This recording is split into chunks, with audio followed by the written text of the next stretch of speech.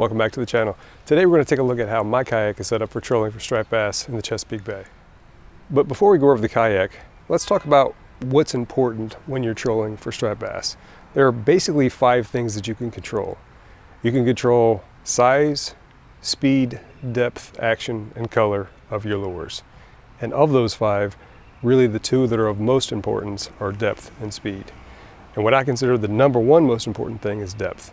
If you can't get your lure to the correct depth, it doesn't matter if you're the John Skinner of fishing, you're not going to catch any fish. The next thing is speed. So speed and depth are related. If you are going too fast, you're going to push your lure down further in the water column. If you're going too slow, you're going to bring it further up in the water column. That's just the physics. You can't get around that. So whenever you're setting your kayak up, really the most important thing you're really trying to adjust for is speed. That's why it's so critically important. It doesn't matter if you have a Hobie, a Wilderness, an Old Town, a John boat, or a U-boat if you're from World War II. Whatever mechanism you use, whatever small craft you're using to troll for striped bass, you got to make sure that you can control the speed somehow. So if you're paddling, pedaling, or motoring, you want to have some mechanism to at least know how fast you're going, whether it's a fish finder, whether it's your phone, some sort of GPS mechanism so you can determine how fast you're going. I would say, all else being equal, that is the most important thing, being able to control your speed. All right, with that in mind, let's take a look at a basic overview of what I have for the setup. All right, so here's a look at the way I have this 2020 Hobie Outback rigged up right here. This is a quick overview with just kind of with nothing on it, just sitting flat in my driveway here. The first thing you're going to see are these Zuka 2 tubes. I really like the Yak Attack lock and load system. I've had ram mounts, and you'll see on the kayak over here I have 2 ram mounts. I use them for various things, but really the most superior system that I've found so far for mounting your equipment is these lock and load tracks. The ram ball mounts sometimes are convenient. I've used them for a very long time, but when it comes to using them as rod holders, I've had problems with them. It's just whenever a big fish hits, it'll end up ripping your rod holder to the rear and potentially ripping the rod out of the rod holder. With this Yak Attack system, the only downfall that I have is just that it's attached to this 2020 track system, which is wider than other track systems that I've seen. The gap that's present on this track mount is big enough that you can actually have a big enough fish yank it off of your kayak. I don't know how I know that. So the lock and load system is also used to mount this Yak Attack, this Torpedo throttle control. So this is the Yak Attack throttle control mount for torpedoes. I also have the lock and load system to mount my Garmin fish finder as well. So the exact same principle, and you can see on both of those I don't use the HD mount because I'm not really putting any load on it. The next thing you're going to need is some way to make yourself visible. This is the Yak Attack Visicarbon pole. I find it adequate. I think a lot of people that are in kayaks use something very similar to this, but some way, some extra measure to make sure the boats can see you, because I can tell you what, as much time as I spend on the water, I realize that boats aren't looking for kayaks. Giving yourself an edge for visibility is in your best interest. All right, another critical piece of gear obviously is your life vest. And on my life vest I have a whistle, I have a knife, I have a light that I always have permanently attached, I have something to cut braid with, and if you're really going to be an expert troller, you're going to need you some chapstick. Okay? Every time you put this on your lip, a fish will hit your lures, so keep it with you and apply it often.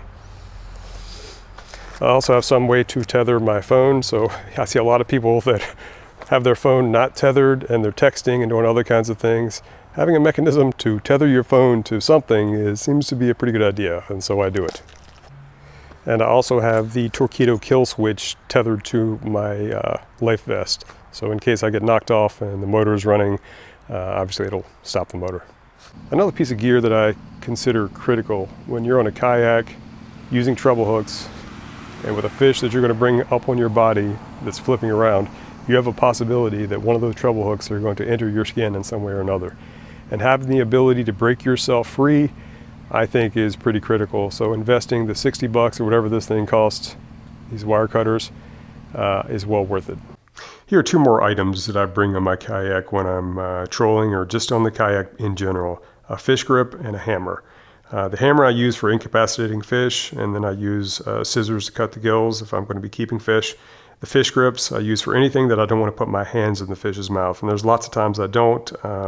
And if you've been on the Chesapeake, there's flesh-eating bacteria out there, so you basically, if you've handled a thumbed enough striped bass, I've had many times where I've had my thumb get some sort of bacterial infection after catching a bunch of fish in the water. So these are two items that come in handy for me.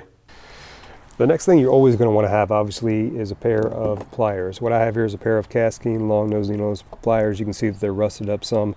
I wouldn't say these are the absolute best that I've ever used, but as far as their stout and sturdiness, I really like them. If they didn't rust, I would give them 5 stars.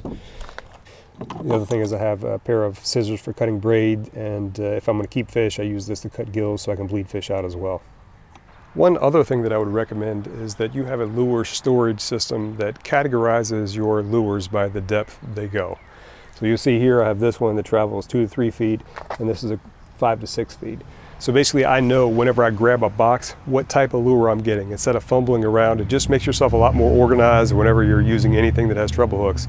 You'll see that anything that has treble hooks, I have rubber bands on it. It really just helps with the storage system. So whenever I have lures like these two that are put together, I can pull one out without pulling out everything. And I can easily insert and extract lures without getting a tangled web of treble hooks. And as I mentioned at the start of the video, your kayak is really only concerned with one aspect, one control, that is speed.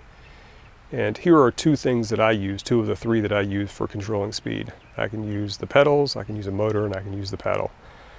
I find the most consistent mechanism is through the motor. I can, with this particular Torpedo unit, it's the 403 AC, I can set it for a power output, and it will generally maintain that speed. I can basically see through GPS how fast it's going, and I adjust the throttle to adjust the speed.